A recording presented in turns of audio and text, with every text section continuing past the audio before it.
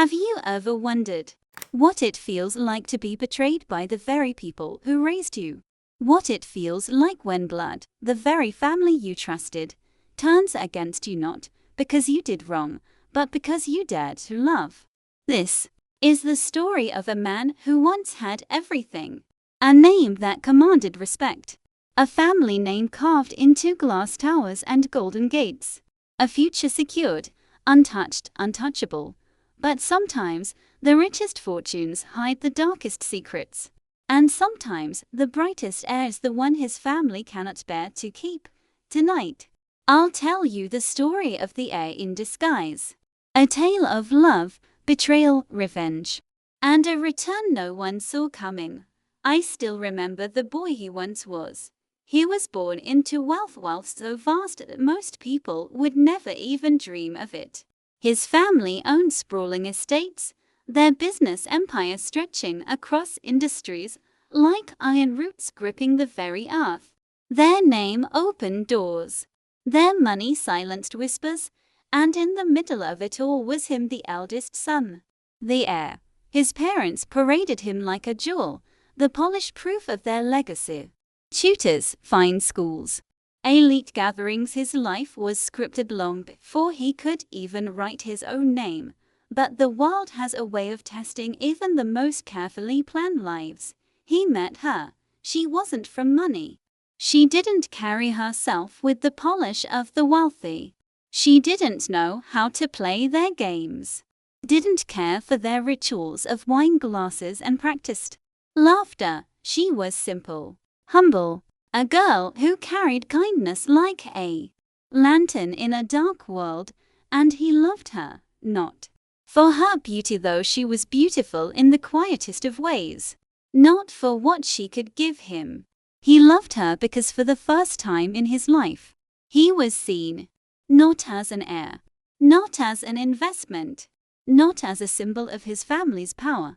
She saw him, but in families like his, love is not always a blessing. Sometimes it's a curse. The day his family discovered their secret, the walls of their mansion shook with rage. His father's voice thundered through the halls, sharp enough to cut skin. His mother's cold eyes narrowed, not with sadness but with calculation. Do you even understand what you're doing? His father had shouted. Do you know the shame you bring to this family? A girl like her. Do you think we raised you for this? The girl stood by his side, trembling. She had never stood in rooms like these, never faced people whose wealth carried weight like a weapon. He defended her. For the first time in his life, he spoke against his father. His voice shook, but it carried something no one had ever heard in him before: conviction. He said, "If I must choose between your empire and her, I choose her." And in that moment, the golden sun became the black sheep. The punishment was swift. He was stripped of his title, his inheritance revoked, his name scrubbed from documents, future deals, trust funds. His father's words still echo in my memory. "You are no son of mine," the girl cried that night, begging him to let her go, telling him she couldn't bear being the reason he lost everything. But he only smiled, though his heart was breaking, and said, "You are not the reason. You are the only thing worth losing everything for." They left that house together, hand in hand, two silhouettes walking into the night, leaving behind chandeliers and golden walls for the unknown. And in the silence that followed their departure, the family closed their doors. To them, he was dead. But families like his never rest quietly. Rumors began to spread. Some whispered he had fallen into poverty, others that he had fled the country. Some cruel tongues even said the girl had left him, that he had drowned himself in shame. The family allowed the whispers. They encouraged them. After all, the sooner the world forgot the fallen heir, the sooner their empire remained untainted. Years passed. The family thrived. Business expanded. Parties glittered. The mansion doors remained tall and proud. But behind those doors, greed festered. Secrets multiplied. Lies thickened like cobwebs in corners no one dared to touch. And all the while, far away, the boy who had once been heir was learning something the wealthy never taught him. How to survive. How to endure. How to disappear. Until one day, he returned, but not as their son. Not as the heir. He returned as the last thing they would ever expect, a servant. Imagine the irony. The same hands that once held crystal glasses now scrubbed their floors.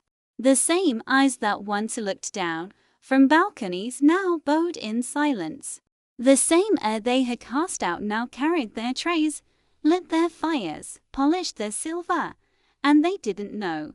They didn't recognize the man he had become. His face was harder now, sharpened by years of struggle. His gaze colder, his voice quieter. He wore humility like a mask, servitude like a cloak, but behind those eyes was fire. Behind every bow, every yes sir, every silent nod was a plan, and so the game began. The heir, disguised as the servant, watched. He listened. He learned. Every secret whispered in drunken nights. Every lie muttered in hushed voices. Every betrayal tucked neatly behind closed doors. He saw it all. He remembered it all. And slowly, he began to move the pieces. Because revenge, true revenge, is not loud. It is quiet, patient. It smiles when no one is watching. It waits, and he had waited long enough. The first night he stepped back into the mansion, no one knew. The gates, tall and merciless, stood exactly as he remembered them. The iron bars gleamed under the glow of the lamps, and beyond them, the house that once was his home loomed like a cathedral of power. Its windows glowed with warmth, with laughter, with life. But for him, there was no warmth. For him, those walls carried ghosts. He stood at the servants' entrance where deliveries came, where gardeners and maids slipped in and out unnoticed. It was not the door he had once used. The grand entrance was no longer his. He entered quietly, head lowered, carrying nothing but a small bag and a name that was not his own, and just like that, the heir returned as a stranger. The household staff welcomed him with barely a glance. To them he was just another worker, a man needing wages, a pair of hands to clean and carry. They asked no questions. They cared only that he worked hard, and he did. He carried trays. He polished silver. He scrubbed floors. His body ached with labor he had never known before. But his face betrayed nothing, because this was not about work. This was about waiting. From the shadows, he began to study them. His father, the patriarch, a man whose word was law, whose name could silence a room. His father had not changed, still sharp, still arrogant, still convinced the world belonged to him. Yet in his eyes, there was something the heir had not seen before: exhaustion. The years had carved deeper lines into his face, and though his voice still thundered, there were cracks in the stone. His mother, always elegant, always calculating. She had been the coldest of them all, the one who had looked at the girl with such disdain it burned through skin. Now, she still moved with grace, but her eyes flickered often toward shadows, toward corners, as though she feared something might one day slip from its place. His younger brother. Ah, the brother. The one who had always stood in his shadow, always second best. The moment the heir was cast out, the brother stepped forward to claim the title. And oh, how he basked in it. Dressed in fine suits, sitting at their father's right hand, paraded like the new future of the family. But beneath his smiles, the heir saw insecurity, a hunger, a need to prove himself that made his laughter too loud, his words too sharp. His sister, beautiful, adored by society, yet spoiled, reckless. She spent money like water, her hands dripping with jewels, her lips forever painted. She thought the world bent for her, but the Heir could see it clearly now, the cracks, the debts hidden beneath shopping bags, the affairs whispered in corners. And so he watched. He memorized their patterns. He noted their weaknesses. One by one, their masks slipped when they thought no one was looking. But he was looking. Always. The first weeks were the hardest. There were moments when rage boiled in his chest, when he longed to scream his name in their faces, to remind them that the servant before them was the son they had discarded. But he swallowed the fire, because revenge is not fed by anger, it is fed by patience, and he would wait. He learned the corridors of the house again. He moved silently, carrying trays through rooms where once he had dined as heir. He listened at doors while dusting frames. He gathered secrets like coins, each one a piece of currency he would spend later. He learned that his father's business was not as strong as it appeared. Deals were crumbling, debts mounting, but pride kept him from admitting it. He learned that his brother, despite his posturing, had made reckless decisions, investments that risked the family fortune. He learned that his sister's beauty was both her power and her downfall, drawing her into scandals that could one day ruin them all. And he learned that his mother, his mother, she kept letters hidden, locked away in her chambers. Letters she would burn late at night, her hands trembling, secrets, lies, weaknesses. The family was not as unshakable as they appeared. They were crumbling, and he was there to watch. But revenge does not come only from observing, it comes from moving the pieces. He began to plant seeds, a whisper here, a suggestion there. To the other servants, he was nothing more than a loyal worker, but his words carried weight in shadows. He hinted at things, let small truths slip, enough to stir doubt. A misplaced document left where it should not be. A forgotten ledger placed just close enough to prying eyes. A letter that somehow found its way into the wrong hands. Small things, quiet things, things too subtle to be traced back to him, and slowly, cracks began to widen. One night, as he stood in the servants' quarters, staring out at the dark gardens, he felt it for the first time. Satisfaction. For years, he had lived with nothing but loss. But now, standing once again in the heart of the house that had cast him out, watching it weaken from within, he knew his time had come. And yet, there was something else, a memory, a face. The girl, the one who had walked into exile with him, the one whose hand he had held the night he lost everything. Where was she now? What had become of her? The thought haunted him, because as much as revenge drove him, her absence burned like a wound that would not heal. He told himself this was about justice, about reclaiming dignity. But deep inside, he knew there was unfinished business in the shadows of his heart, and soon that truth would collide with his revenge in ways he could never have imagined. Revenge does not strike like thunder. It whispers like wind through cracks in a house, until the whole structure begins to rot from within, and that is exactly how he began. The first seed he planted was small. He noticed that his brother often left papers scattered in his study. Contracts, receipts, investment notes, things he thought unimportant enough to hide carelessly. The Heir knew better. One night, while dusting shelves, he slipped one paper into his apron. It was a failed investment, money lost, numbers bleeding red.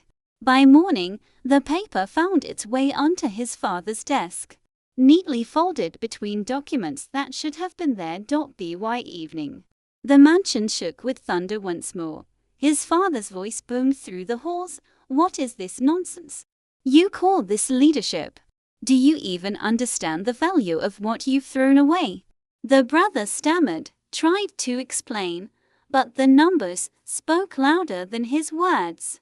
And the heir, standing silently with a tray of wine, bowed his head to hide the flicker of satisfaction in his eyes. One seed, one argument, one crack in the foundation.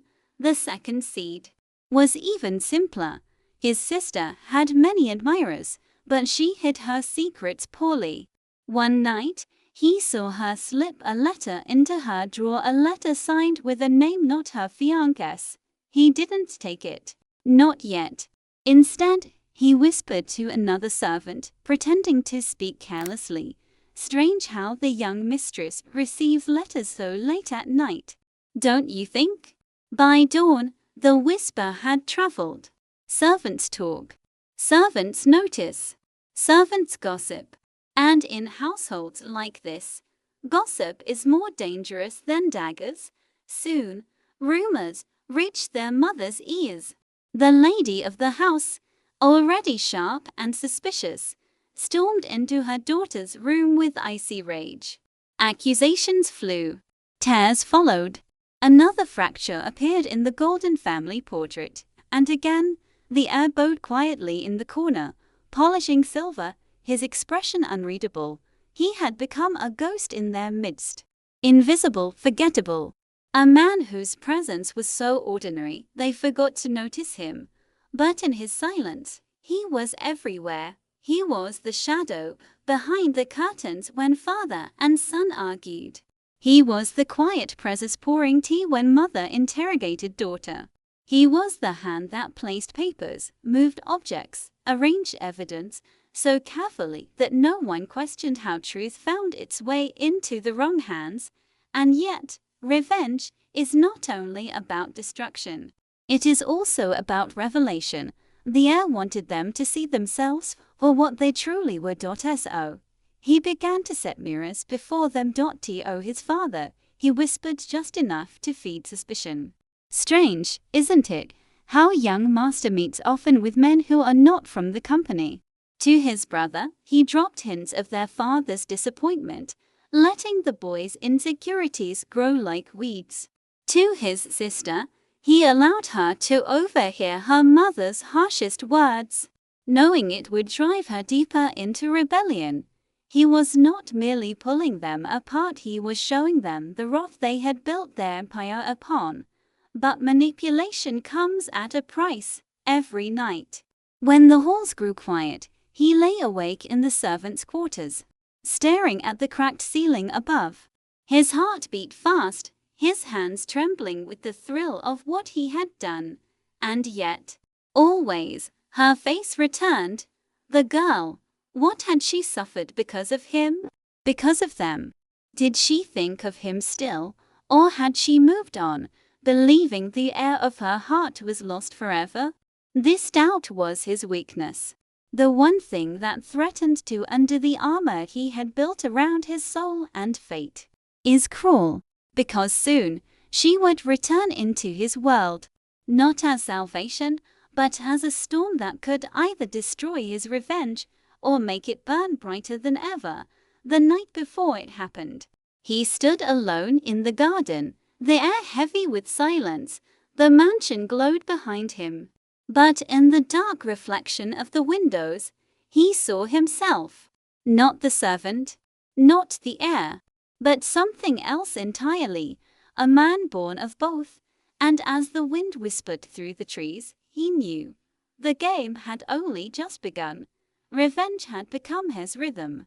Each day, he moved silently through the mansion, planting seeds, feeding doubts, watching the cracks widen in the walls of his family's empire.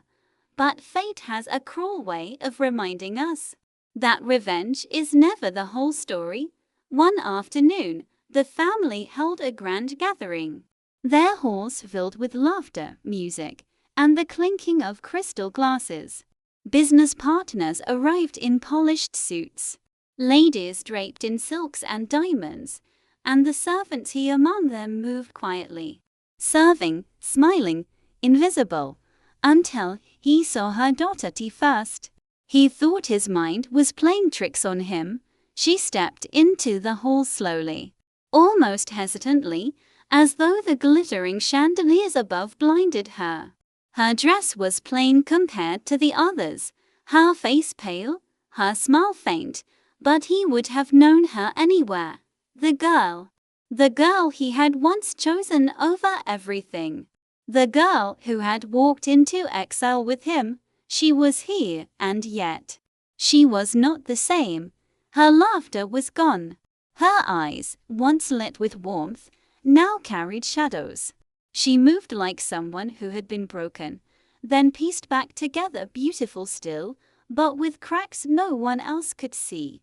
His heart stopped. For a moment, he forgot the mask, forgot the plan, forgot everything, but he could not reveal himself. Not yet. So he stood in the corner, tray in hand, bowing his head as though she were just another guest. She did not notice him, but he noticed her, and when his sister greeted her with that thin, condescending smile, the truth struck him like a blade. The family had not forgotten her. They had used her. Later that night, in whispers among the servants, he learned the story. After he disappeared, the girl had been left alone. She carried the shame of being the reason the heir had been cast out.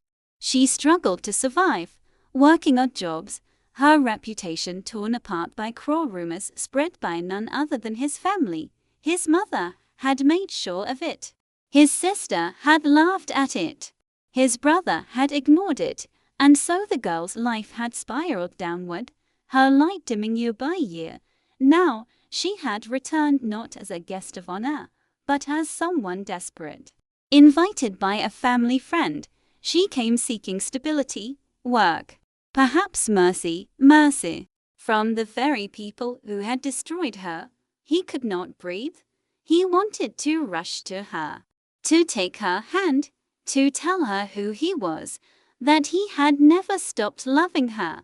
But he didn't, because revenge demanded silence, and revealing himself now would destroy everything. As he watched, his fists trembling, behind the tray he carried, as his family treated her with false kindness. Smiles that hid knives, words dipped in honey but meant to poison, and his girl lowered her head, swallowing pride she should never have had to lose. That night, when the mansion finally fell quiet, he slipped away, out to the garden, into the darkness. He pressed his hands to his face, fighting the storm inside him. Revenge was no longer just about himself. It was about her. What they had taken from him was one thing, but what they had done to her, that was unforgivable. His plan, once cold and calculated, now burnt with fire. The heir in disguise was no longer seeking quiet revenge. Now, he sought justice for them both. The next morning, he watched her again. She had been given work in the household not as a guest, but as a helper, tending to books and errands. She did not recognize him. His face had changed, hardened with years of struggle.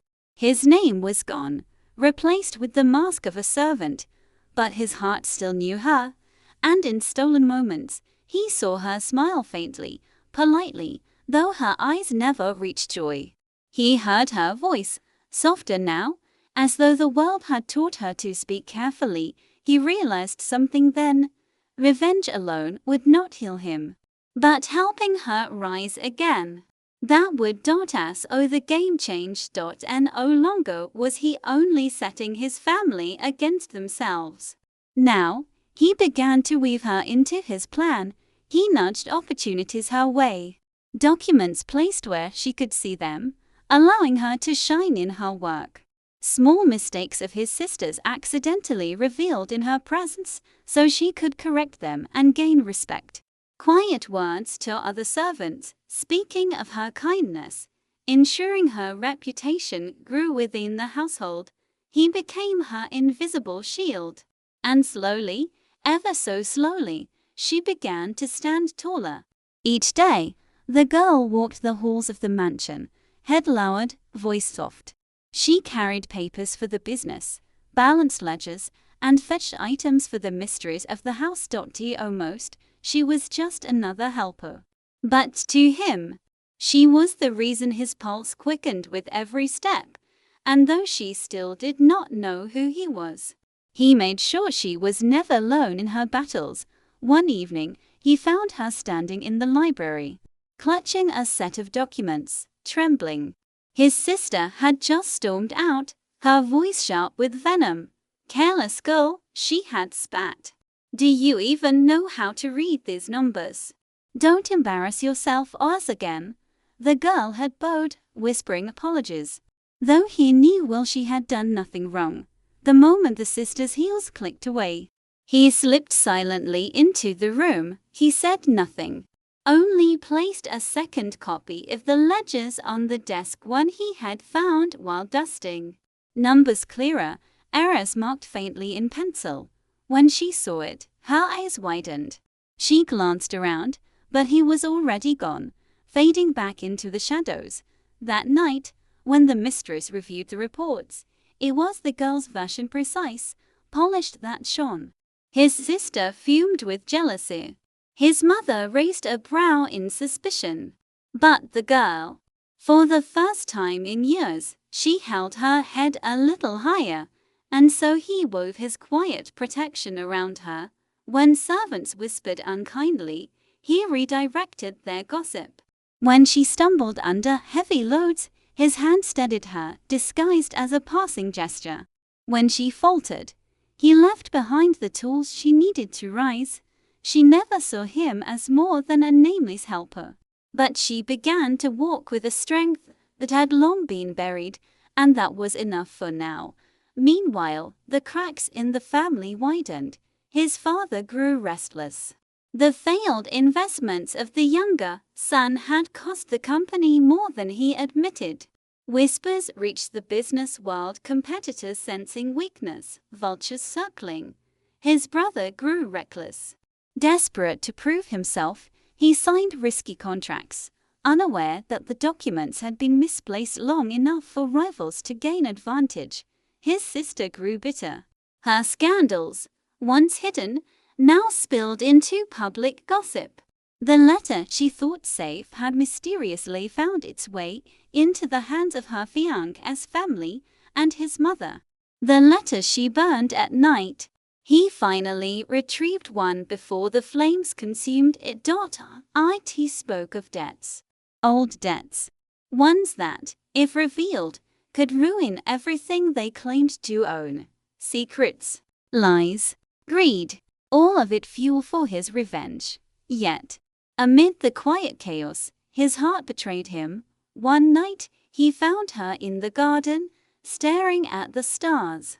She looked fragile, as though the weight of her past still clung to her, and in a whisper carried by the night breeze, she said, "Sometimes I wonder if he's still alive. The boy I once knew. The one who gave up everything for me. If he is, I hope he knows. I never stopped loving him." He froze. The tray in his hands nearly slipped.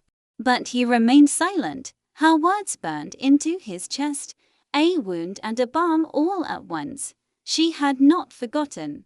She still loved him, and yet, he could not step forward. Not yet. Because love without justice was not enough. Not when their lives had been shattered by the very walls that now surrounded them. So he returned to his role. The silent servant. The invisible ghost. But his heart beat with a new rhythm now. His revenge was no longer just for himself. It was for her, for the nights she had cried alone, for the years she had suffered shame, for every cruel word his family had carved into her soul. And as he watched his father slam fists upon a desk, as he saw his brother stumble deeper into ruin, as he heard his mother's icy tone crack under pressure, he knew the collapse was coming, and when it did, he would no longer hide. The first storm hit on a Monday morning. His father slammed open the double doors of the study, red-faced, shouting for his advisors. Rumors had spread overnight, stocks slipping, suppliers withdrawing, partners hesitating. The empire he had built, brick by greedy brick, was wobbling, and none of them knew why.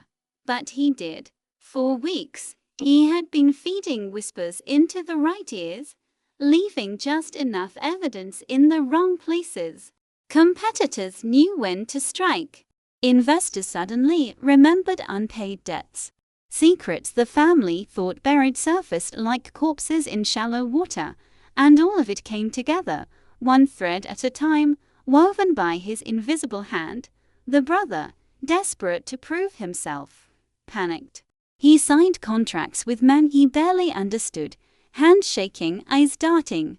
When the ink dried, he smiled, believing he had saved them, but the contracts were poison. Hidden clauses, unfair terms, all planted by unknown associates. In truth, every line had been engineered by the heir, using proxies, masks, and old friends who owed him loyalty. His brother had walked right into the trap. The sister fared no better. Her carefully constructed image, the poised daughter of a wealthy dynasty, began to shatter. A letter leaked here. A photograph slipped there. Rumors of betrayal, whispers of affairs. Every secret lover she thought hidden suddenly knew they were not the only one. Her engagement crumbled before the ink on her wedding plans could dry, and behind her tears, behind her rage, she never once considered that someone close, someone quiet, was pulling the strings. The mother. Oh, the mother. She had always been the coldest of them all. The one who never flinched when she cast him out. The one who told him a poor girl was not worth the family's name. But now, in late nights filled with hushed phone calls and torn letters, her mask cracked. She had debts. Not the kind money alone could cover. Old debts tied to betrayal, tied to men who did not forgive. And when she tried to silence them with payments, somehow those payments never reached their hands. Because he intercepted them, redirected them, until the men she feared most came knocking again. Her past, once buried deep, was clawing its way back into the light, and through it all, the girl remained, still in the mansion, still enduring the cruelty of her employers. Unaware of the storms brewing just beyond the walls, he watched her carefully, ensuring no harm came her way. But danger was creeping closer, danger not just from the family, but from the collapse itself, because when an empire falls, it does not fall quietly. It drags down everything in its path. One night, he overheard his father and mother arguing in the study. "You said this company was untouchable." His mother hissed. "I built this with my own hands," his father barked back. "And I will not see it ruined by mistakes and weaklings." "It's already ruined," she spat. "Our son's failures, our daughter's scandals, they're tearing us apart." And then, the words that chilled him to the bone. "Maybe this all began the day you cast him out." The silence that followed was sharp, like glass about to break. For the first time, his father had spoken his name not with pride, but with regret, and that regret was dangerous. Because regret could turn into searching. Searching could turn into finding, and if they found him before he was ready, his plan, his disguise, everything would shatter. The next morning, he returned to his duties, quieter than ever. Dusting shelves, carrying trays, adjusting curtains, his mask firmly in place. But when he passed the girl in the corridor, her eyes lingered on him just a moment longer than usual. She tilted her head, as though some distant memory tugged at her. Her lips parted, but no words came. And then, she looked away. For now, his secret was safe. But the cracks in his disguise were forming. He had wanted revenge. Now it was within his grasp. But with each passing day, he wondered, When the house finally collapsed, when his family lay in ruins, would the girl still stand by him? Or would she hate the man who had pulled the strings, even if it was all for her? That question haunted him more than any danger, and so, even as the fire spread through the empire, he began to fear not his family's downfall, but the moment she learned the truth. The storm had turned into a wildfire. The company's stocks slid further, deals crumbled, whispers spread through the business world. No one wanted to align with a sinking ship, and the family, once so proud, now looked like lions cornered in their own den. But lions bite hardest when cornered, and that was when suspicion began. The father called secret meetings late into the night, slamming his fist on polished wood tables, demanding answers. "Someone is sabotaging us," he growled. "Someone close. Someone who knows too much." His eyes cut across every advisor, every servant, every face under his roof, and the heir, dressed in plain clothes, head bowed like the lowest of them all, felt those eyes brush past him without pause. Invisible, forgotten, that was his shield, but for how much longer? The mother sharpened her suspicions differently. She had always trusted her instincts, cold, calculating, cruel. And now her instincts told her there was a snake in their midst. So she began testing, leaving small traps, letters, numbers, private conversations to see who reacted, who shifted, who betrayed a flicker of guilt. And more than once, he found himself dangerously close to being caught. One night, she left a ledger on the desk, deliberately misplaced. By dawn, she discovered it had been moved. She said nothing, but her eyes narrowed when she passed him in the hall. It was no longer just a game of revenge. It was survival. The mansion no longer breathed with quiet elegance. It pulsed with suspicion. Every corridor echoed with whispers. Every locked door rattled with secrets. Every shadow felt heavier than before. The family's empire wasn't just collapsing outside, it was rotting inside.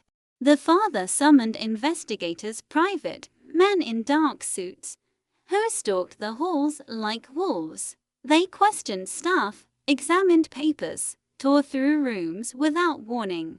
No one was spared their sharp gazes, and the heir, still in his disguise, found himself under their scrutiny. "Your name?" one asked. "Just a servant, sir," he replied, keeping his voice low. "How long have you been here?" "Long enough to know my place." The investigator's eyes narrowed, lingering a second too long. But in the end, they passed him by, invisible still. But the wall was cracking. The mother, desperate, played her own games. She spread lies among the servants, watching to see who would repeat them. She accused innocents, punished them without proof, until the household trembled in fear. And yet, somehow, every scheme she devised collapsed in her hands. Letters vanished, promises backfired, allies abandoned her. What she didn't know was that the very man she had once cast out was undoing her plots before they could bloom. The brother turned violent. Late one night, in a drunken rage, he accused the girl of betrayal, claimed she was the one feeding their rivals.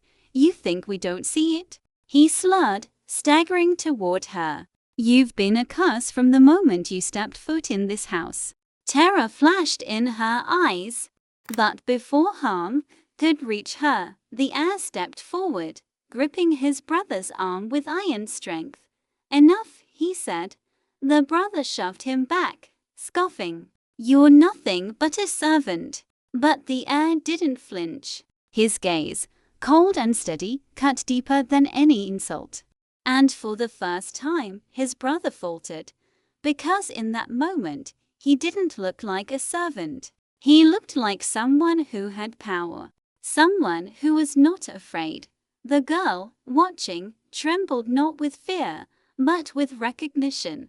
The sister, consumed by rage and scandal, struck out in her own way. She accused her brother. She accused her mother. She accused the servants. Her shrill voice carried through the halls, "Someone in this house wants us destroyed and I'll find them." But her desperation blinded her. She turned allies into enemies, friends into strangers. And soon, even her mother snapped at her, hissing, "You've done more to ruin us than anyone." The family was splintering. And he, quiet, patient, was the hammer striking the cracks. But it was the girl who came closest to the truth. One evening, she entered the library and found him already there, reorganizing shelves. The moonlight spilled across his face, softening the shadows. She froze. Her lips parted. "Your eyes," she whispered. "They're the same." He turned sharply. "The same as his," she said. Her voice trembled, but not with fear, with memory. "The boy I once loved. The boy who vanished." Silence filled the air, heavy and fragile. His hands clenched around the book he held. He needed to tell her the truth, but before he could speak, footsteps thundered down the corridor. The investigators. The mother. The father. He slipped back into shadow, mask intact, voice loud once more. "You're mistaken, miss. I am no one." But her eyes told him she wasn't convinced. That night, as the family tore into each other, in the study, voices raised, accusations flying, he watched from the corner of the hall. His revenge was nearly complete. Their empire was unraveling from within, but the girl, she had seen too much, felt too much, and he knew soon she would demand answers. Would she forgive him for the disguise, for the lies, for the revenge that consumed him? Or would she look at him as his family once had, not as the man she loved, but as someone unworthy? The answer would come soon. Because the final act was drawing near, the mansion no longer felt alive. It groaned under the weight of anger, of suspicion, of secrets too heavy to hold. Servants scurried in silence. Doors slammed. Arguments echoed late into the night, and then came the breaking point. The father stormed into the dining hall, slamming papers onto the long mahogany table. "Bankruptcy," he snarled. "We are one step from it." The mother's face drained of color. The sister gasped. The brother cursed. "This isn't bad luck," the father growled. "Someone is destroying us from within, and I will have their head." His gaze swept the table like a blade. "It's you," the sister accused, pointing at her brother. "Your reckless deals, don't you dare blame me," he shouted back. "You're the one who brought shame into this house." "And you," the mother hissed, turning on her husband, "you let this empire rot while pretending you were in control." For the first time, the proud family wasn't whispering suspicions. They were spitting them in each other's faces, and he, standing silently at the far wall with a tree, watched with quiet satisfaction. His plan was working, but not without risk. The investigators had narrowed their list. Someone in the household was clearly passing information. They searched rooms, seized letters, followed staff. And one night, he found his quarters turned upside down, his belongings scattered, his secret notes narrowly hidden in a hollow floorboard. Too close, far too close. One mistake, and everything would collapse, not just their empire, but his disguise. And then, it happened. The girl found him. It was late, the corridors empty, the storm outside rattling windows. He was in the library, carefully sealing another letter meant to twist a knife deeper into his family's business. She entered quietly. But this time, he didn't notice until her voice cut through the silence. "It's you, isn't it?" He froze. The letter slipped from his hand. She stepped forward, her eyes wide, shimmering with both fear and hope. I know it's you. I've known for days, but I didn't want to believe it. The way you walk, the way you look at me, the way you protect me." Her breath caught. "You're him. The boy they cast out. The one I loved." Silence. The walls seemed to close in around him. His secret, carried so carefully for years, now balanced on the edge of her trembling words. For a long moment, he said nothing. Then, slowly, he removed a cap from his head, letting the shadows fall away. His voice was low, steady, but laced with years of pain. "Yes, it's me." Her hands flew to her mouth. Tears welled in her eyes. "Why didn't you tell me? Why hide? Why let me think you were gone?" His jaw clenched. "Because I had to watch them fall first. Because I couldn't come back to you empty, broken, powerless. I couldn't love you not while they still stood above us, laughing at our ruin." She shook her head, tears spilling. "You think this is love? This revenge? These lies? You're not just hurting them, you're hurting yourself." His chest ached at her words, but he turned away. "If you knew what they've done, what they still do, you'd understand. I don't need revenge to heal," she whispered. "I only ever needed you." The air between them trembled with unspoken words, and then footsteps. The mother's voice echoed down the hall.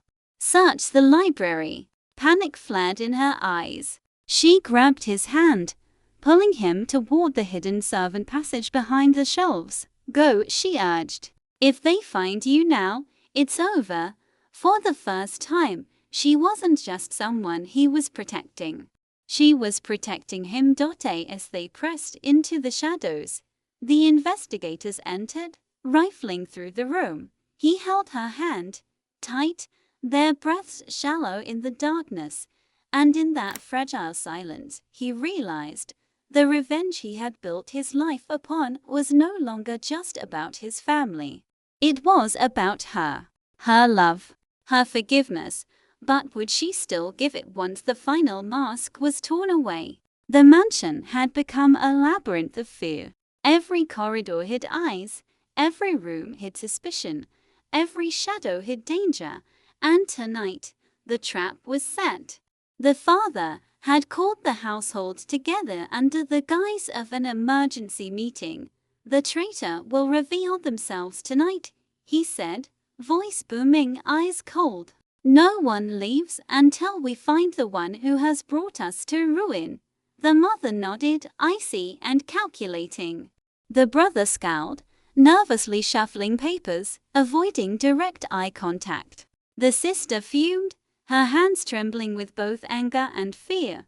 And somewhere in the crowd of servants he stood, invisible to all but her. He had known this moment would come, and he had prepared. The girl clutched his hand in the hidden shadows, her eyes wide with a mixture of terror and trust. "I can't believe this," she whispered. "They'll see you. He murmured, pressing her back against the wall. "Just follow my lead. Trust me." Her grip tightened, and for the first time in years, she felt the courage to face them not as a victim, but as an ally. The father began inspecting the staff, one by one. He accused, he questioned, he threatened. But no one faltered, because the heir had carefully orchestrated everything. Letters misdirected, documents lost, whispers planted in the right ears, all had set the family against itself long before this night, and now, in the chaos, he could maneuver unseen. Then, the sister suddenly pointed to the girl. "It's her. She's the one behind this." Shock rippled through the room. The girl froze. "No," she cried. "I haven't done anything." The father's gaze sharpened. "Step forward." The girl's eyes darted to him. He knew he had seconds to act. He stepped out of the shadows, mask removed. "Enough." His voice carried authority, sharp as steel. Every eye turned toward him. Silence fell. The girl gasped. Recognition flared in her eyes. "It's him." The father's mouth dropped open. The mother's face went pale. The brother staggered back. The sister's eyes widened in horror. You. The father roared. You've been here all this time? Disguised? Manipulating us? Sabotaging everything? Yes, he said calmly. And not just for me. For her. For the life you tried to destroy. He gestured to the girl. You ruined her life. You shamed her. And now? You see what happens when your sins return to you. The family reeled under the weight of his words. The sister fell to her knees, sobbing. The brother's bravado crumbled into shame. The mother's lips trembled. Even the father looked at him not just with anger, but with the first hint of fear and regret. I wanted justice, he said quietly, not destruction.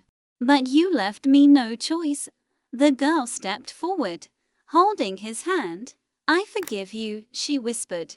Not because it's easy, but because we survived. Together, he looked into her eyes. And for the first time in years, he felt the weight of his heart ease. The empire around them continued to crumble, but it no longer mattered. Because what they had rebuilt together, trust, love, courage, was far stronger than anything wealth or power could buy.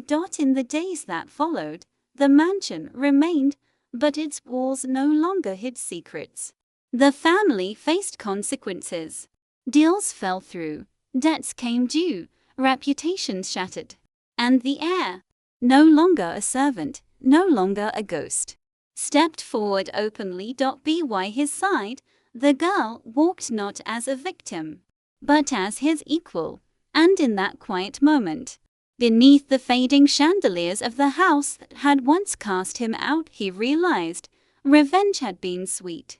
Justice had been necessary. But love had been the real victory. Thanks for watching. Hoped you liked it. If you watched till the end, please comment revenge, so that we could understand you were with us till the end. As well as, please let us know, where are you watching from? What do you want to hear from us in next video? If you have any incident in your life, please let us know. We would love to share your story.